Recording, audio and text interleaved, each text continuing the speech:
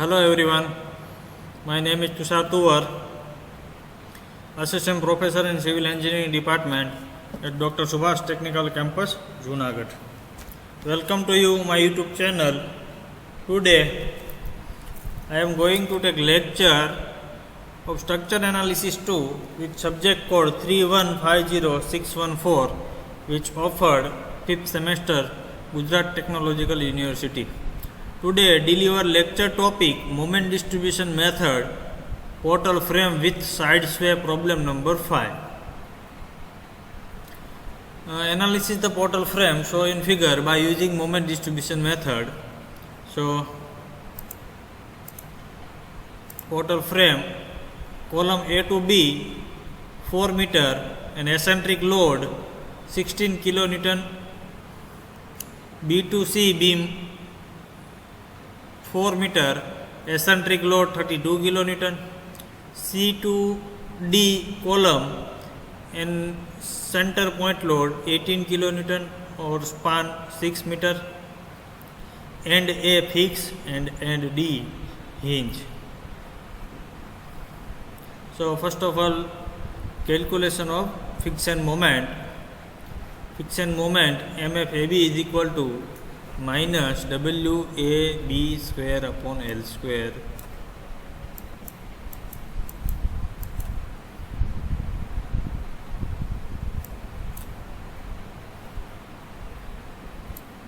Three meter, 1 meter, point load 16. So A B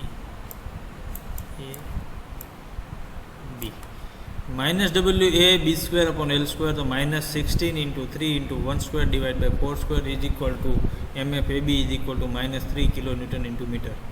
MFBA is equal to plus WS square B upon L square, so 60 into 3 square into 1 divided by 4 square is equal to 9 kilonewton into meter. BC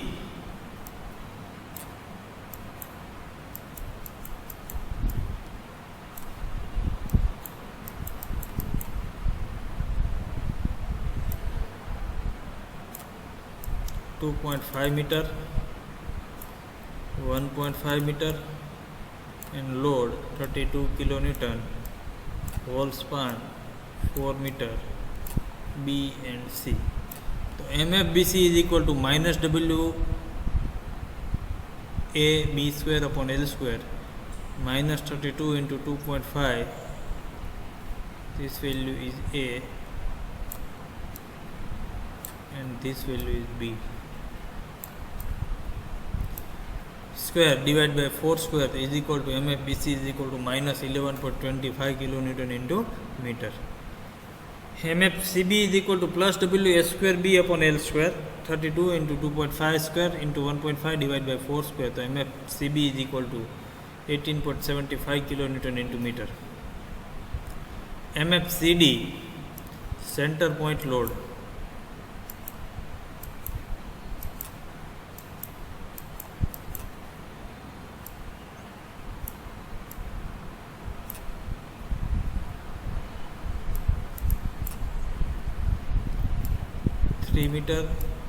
3 meter and 18 kilonewton UDA, C or D. So minus 18 into 6 divided by 8, minus 30.50 kilonewton into meter. MFDC is equal to plus WL by 8, 18 into 6 divided by 8 plus 30.50 kilonewton into meter. Step number second, distribution factor. Distribution factor के लिए आपको serial number, joint, member, relative stiffness, total stiffness and distribution vector is equal to relative stiffness divided by total stiffness. And A fix, B, C and D hinge, B, C, D, A. Joint B है, उसका दो member है B ए और B C. B से ए की तरफ जाएंगे, B ए तो एंड है फिक्स एंड, तो ई आई बाय एल. तो यहाँ पे 2i दे रखा है गिवन डेटा में,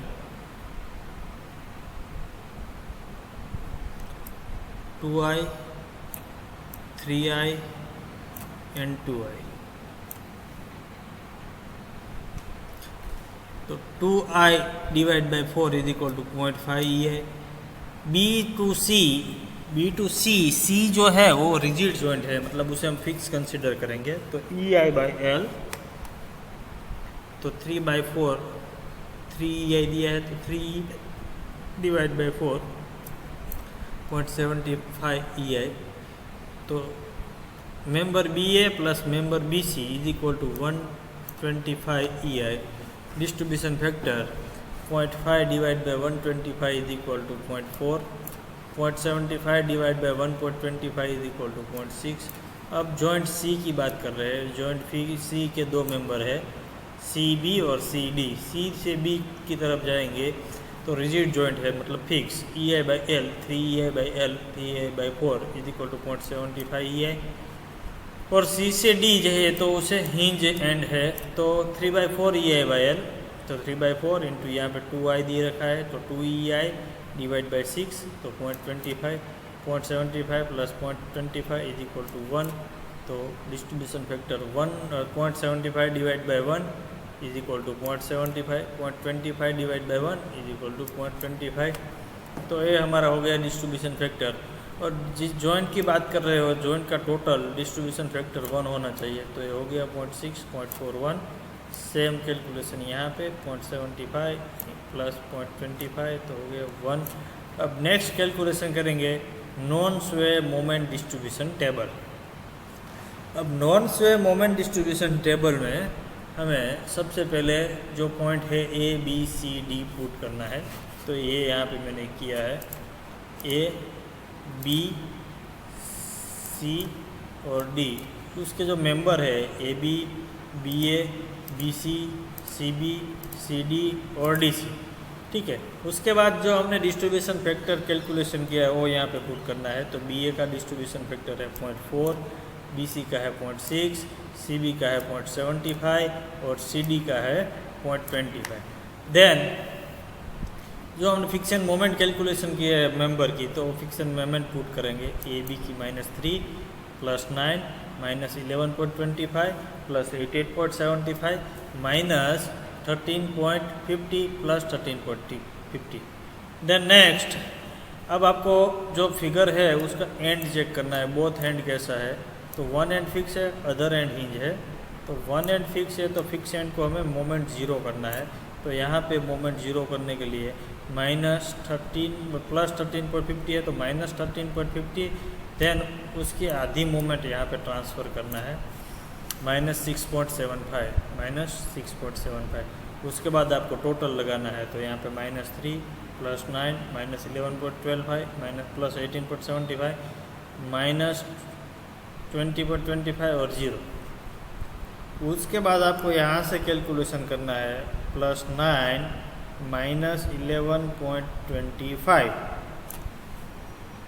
तो आपका आंसर है -2.25। तो अब डिस्ट्रीब्यूशन फैक्टर के साथ मल्टीप्लाई करेंगे तो उसकी अपोजिट साइन लेंगे। 2.25 into 0.4 is equal to +0.9। 2.25 into 0.6 is equal to 1.35। Same calculation यहाँ करना है हमें।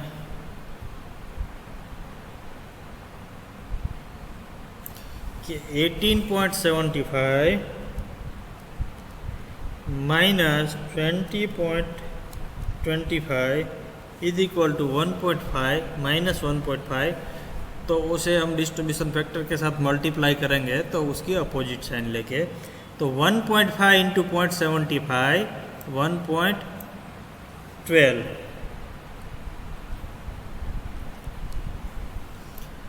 1.5 इंटू 0.25 0.38। अब आपको देखना है कि जहाँ फिक्स एंड है वहाँ उसकी हाफ मोमेंट ट्रांसफ़र होगी। यहाँ से उसकी हाफ मोमेंट ट्रांसफ़र होगी, फिर यहाँ उसकी हाफ मोमेंट ट्रांसफ़र होगी। सेम कैलकुलेशन, यहाँ हाफ मोमेंट ट्रांसफ़र होगी। यहाँ से यहाँ हाफ मोमेंट ट्रांसफ़र नहीं होगी क्योंकि एंड हिंज है। तो हिंज सपोर्ट पे मोमेंट 0 मिलती है। तो यहाँ उसकी मोमेंट ट्रांसफ़र नहीं होगी। फिर आपको यहाँ से फिर कैलकुलेशन सेम कैलकुलेशन करना है कि 0 + 0.56 इज इक्वल टू प्लस 0.56।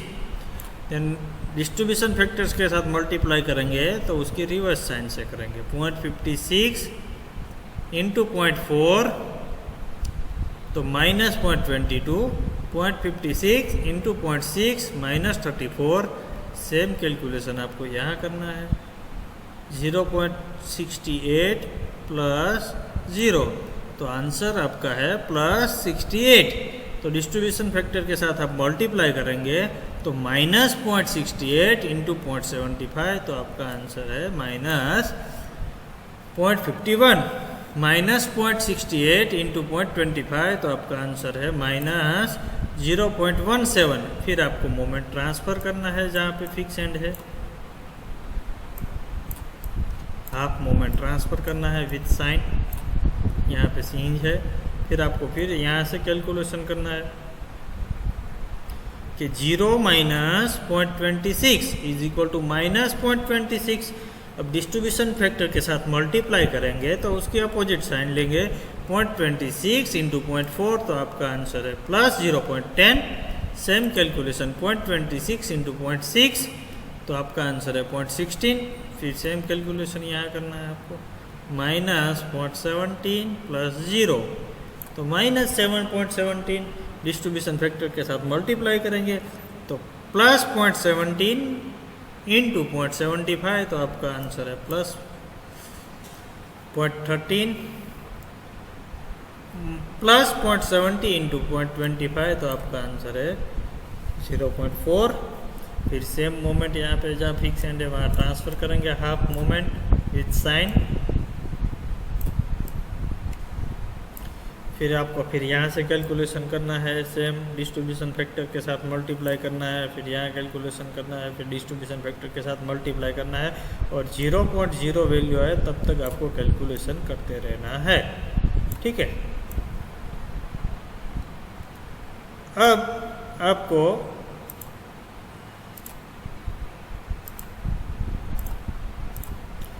यहाँ से एक बार हमने टोटल लगा दिया है, फिर मैंने इसलिए यहाँ पे 2 लाइन ड्रॉ करी है क्योंकि एक बार यहाँ से टोटल लग चुका है।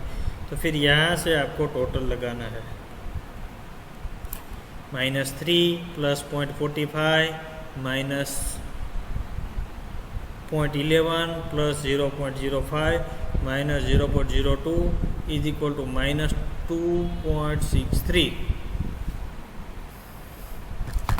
फिर यहाँ से आपको टोटल करना है +9 plus 0.9 minus 0.22 plus 0.10 minus 0.03 minus 0.01, तो आंसर है प्लस 9.76। सेम कैलकुलेशन यहाँ minus 9.76 plus 18.75 plus 1.2 plus 0.68 minus 0.51 minus 0.57 plus 0.13 0.08 minus 0.06 minus 0.02 plus 0.01 plus 21.01 minus 21.20 minus 20.01 और यहाँ पे 0। अब हॉरिजॉन्टल रिएक्शन के लिए जो यहाँ पे जो मोमेंट है वो मोमेंट विथ साइन, और यहाँ पे जो मोमेंट है वो moment with sign, and column पे जो लोड दिया उसकी मोमेंट। तो माइनस 2.63 प्लस 9.7 यहाँ पे बी पे लिया है, तो फिर ये मूवमेंट होगी बी पे एंटी क्लॉकवाइज। तो -16 इंटू 1 डिवाइड बाई 4, आंसर है आपका -2.21 किलो न्यूटन। माइनस है तो arrow left side. Same calculation horizontal reaction है डी, -20.01 प्लस 0, फिर ये मोमेंट क्लॉकवाइज है 18.80 into 3 divide by 6 5.61 positive arrow right side.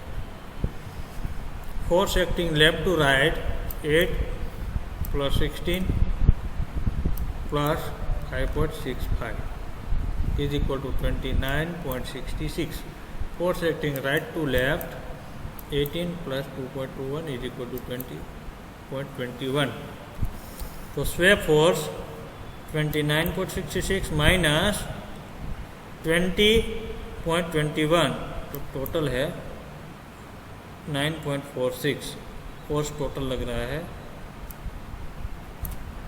ठीक है, स्वे analysis.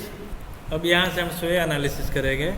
Since the frame sway toward the right to initial equilibrium moment are negative, फिर ये ratio of equilibrium and moment at top of the column MBA MCD 18.40, तो -18 negative moment रखना है। -18 column पे, यहाँ पे -18, यहाँ बीम में 0, यहाँ पे 0, यहाँ -4, फिर डिस्ट्रीब्यूशन फैक्टर, फिर यहाँ से आपको कैलकुलेशन करना है। -18 प्लस 0 इज इक्वल टू -18, तो 18 इंटू 0.4 7.20, 18 इंटू 0.6 10.18, 0 -4 4 इंटू 0.75 3 प्लस 1। यहाँ पे सेम कैलकुलेशन आपको करना है, और जहाँ पे फिक्स एंड है वहाँ पे उसके हाफ मोमेंट ट्रांसफ़र करके जाना है। ठीक है, फिर यहाँ से आप कैलकुलेशन करेंगे, जो आंसर आएंगे उसे विरो अपोजिट साइन से डिस्ट्रीब्यूशन फैक्टर के साथ मल्टीप्लाई करेंगे। सेम कैलकुलेशन आपको यहाँ करना है। ऐसे साइकिल 0.0 आंसर आए तब तक आपको कैलकुलेशन करता रहना है। ठीक है,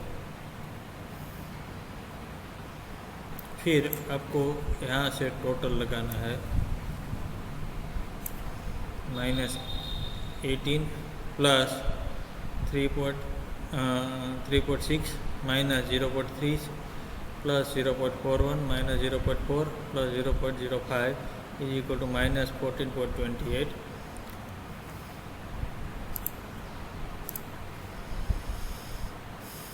-18 plus 7.20 minus 0.06 plus 0.81 minus 0.67 plus 0.09 minus 0.01 minus 10.58।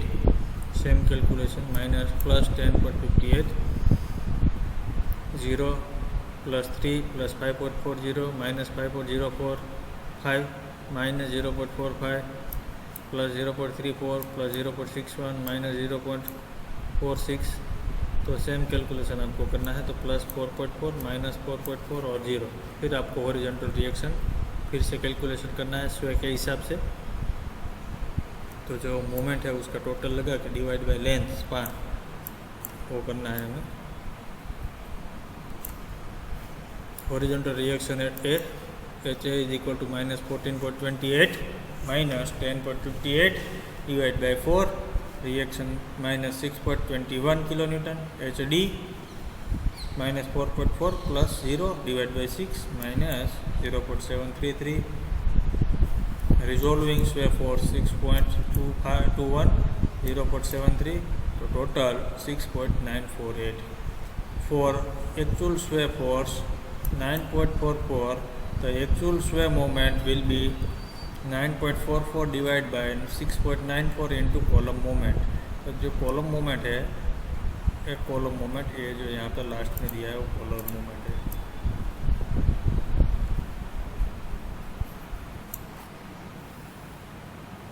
तो कॉलम मोमेंट -14, यहाँ पे ए बी सी और डी।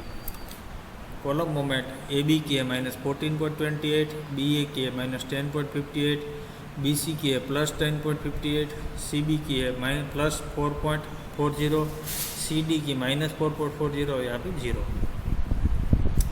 तो 9.44 into column moment 14.28 divide by 6.94 is equal to -19.42 minus 10.58 into 9.44 divide by 6.94 minus 14.39, 10.58 same calculation plus 4.40 into 9.44 divide by 6.94 answer plus 9.58 same calculation फिर यहाँ पे non स्वे की जो मोमेंट हमने कैलकुलेशन किया है वो पुट करना है।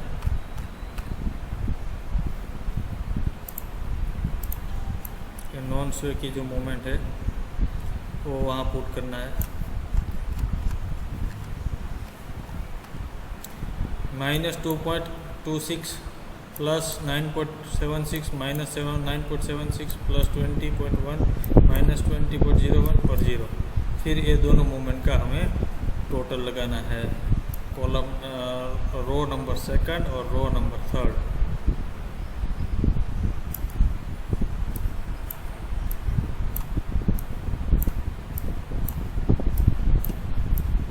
यहाँ पे टोटल करेंगे माइनस 19.42 प्लस माइनस 2.63, तो आंसर है फाइनल मोमेंट -22.5।